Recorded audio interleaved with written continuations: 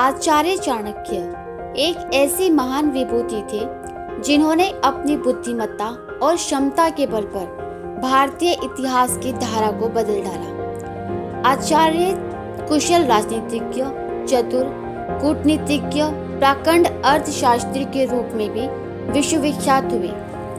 इतनी सदियां गुजरने के बाद आज भी यदि आचार्य चाणक्य के द्वारा बताए गए सिद्धांत और नीतियां यूजफुल हैं यानी मूल्यवान हैं। चाणक्य नीति चाणक्य द्वारा रचित एक नीति ग्रंथ है जिसमें जीवन को सुखमय और सफल बनाने के लिए उपयोगी सुझाव दिए गए हैं। इस ग्रंथ का मुख्य उद्देश्य मानव समाज के हर पहलू के व्यवहारिक शिक्षा देना है। चाणक्य एक महान ज्ञानी थे जिन्होंने अपनी नीतियों के बदौलत चंद्रगुप्त मौर्य को राजा की गद्दी पर बैठा दिया। जानिए चाणक्य की कुछ महत्वपूर्ण नीतियां जो आपको जीवन के किसी न किसी मोड़ पर काम आ सकती हैं। एक पंडित भी घोर कष्ट में आ जाता है यदि वह किसी मूर्ख को उपदेश देता है, यदि वह एक दुष्ट पत्नी का पालन पोषण करता है या किसी दुखी व्यक्ति के साथ अत्यंत घनिष्ठ संबंध बना लेता है। भविष्य में आने वाली मुसीबतों के लिए धन एकत्रित करें। ऐसा न सोचें कि धनवान व्यक्ति को मुसीबत कैसी। जब धन साथ छोड़ता है तो संगठित धन भी तेजी से घटने लगता है।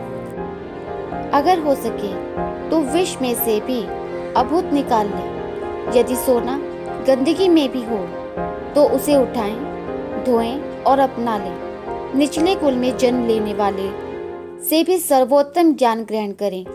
यदि कोई बदनाम घर की कन्या भी महान गुणों से संपन्न है और आपको कोई सीख देती है तो ग्रहण करें। ऐसे लोगों से बचें जो आपके मुंह पर तो मीठी मीठी बातें करते हैं लेकिन आपके पीठ पीछे आपको बर्बाद करने की योजना बनाते हैं। ऐसा करने वाले तो उस विष के घड़े के समान हैं जिसकी ऊपरी सतह दूध से भरी है। एक बुरे मित्र पर तो कभी विश्वास ना करें, लेकिन एक अच्छे मित्र पर भी विश्वास ना करें, क्योंकि यदि ऐसे लोग आपसे रुष्ट होते हैं तो आपके सभी राज से पर्दा खोल देंगे।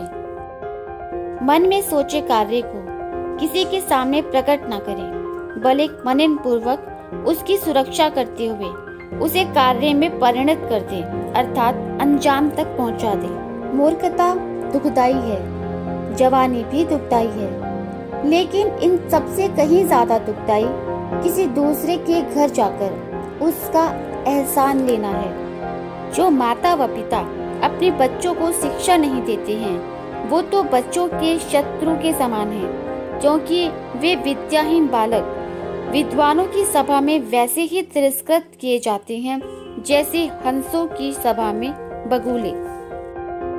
लाड़ प्यार से बच्चों में गलत आदतें डलती हैं। उन्हें कड़ी शिक्षा देने से वे अच्छी आदतें सीखते हैं। इसलिए बच्चों को जरूरत पड़ने पर दंडित करें, ज्यादा लाड ना करें।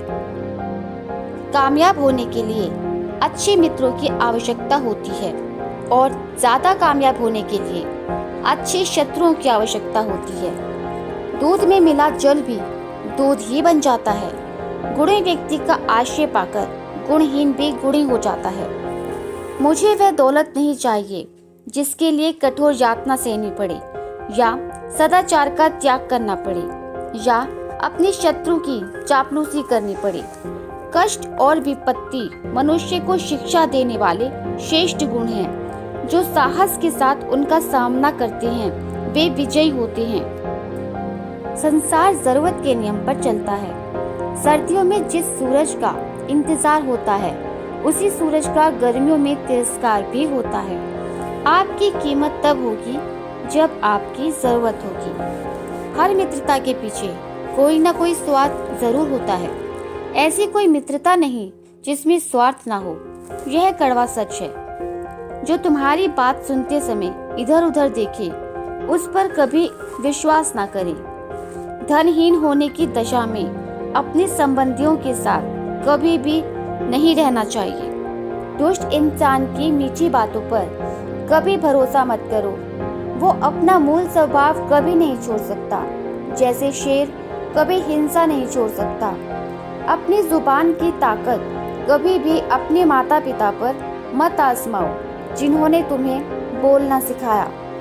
लोगों को उतनी ही इज्जत दो जितने में अपनी कम ना हो। ज्यादा इज्जत देने से कुछ लोग सर पर चढ़ जाते हैं। बार बार धोखे को माफ करने वाला व्यक्ति दयालु नहीं, मूर्ख कहलाता है। कौन कहता है जैसा संग वैसा रंग। इंसान लोमड़ी के साथ नहीं रहता फिर भी शातिर है। इंसान शेर के साथ नहीं रहता फिर भी क्रूर है। और तो और इंसान वो फितरत है जो कुत्ते के साथ रहता है फिर भी वफादार नहीं है। तीव्र बुद्धि वाले लोग आत्मा परमात्मा की चर्चा करते हैं। मध्यम बुद्धि वाले लोग संसार की घटनाओं पर चर्चा करते हैं और कम बुद्धि वाले लोग एक दूसरे की निंदा करते हैं। लोभी को धन से, अहंकारी को हाथ जोड़कर, मूर्ख को उसके अनुसार काम करके और विद्वानों को सच्चाई से वश में कर सकते हैं। माफ करना और शांत रहना सीखो। ऐसी ताकत बन जाओगे कि पहाड़ भी रास्ता देंगे। बुद्धि को छोड़कर भावनाओं में बहने वाले जीवन में मूर्ख बनकर रह जाते हैं, क्योंकि भावनाएं ज्यादातर बेतुकी चीजों की ओर ही हमें खींचती हैं। इसलिए बुद्धि के हिसाब से काम करें, भावनाओं के हिसाब से नहीं। अगर कोई सांप जहरीला नहीं है तो भी उसे फुंकारना नहीं छोड़ना चाहिए। उसी तरह से कमजोर व्यक्ति को भी हर वक्त अपनी कमजोरी का प्रदर्शन नहीं करना चाहिए। हमें भूत के बारे में पछतावा नहीं करना चाहिए, न ही भविष्य के बारे में चिंतित होना चाहिए। विवेकवान व्यक्ति हमेशा वर्तमान में जीते हैं।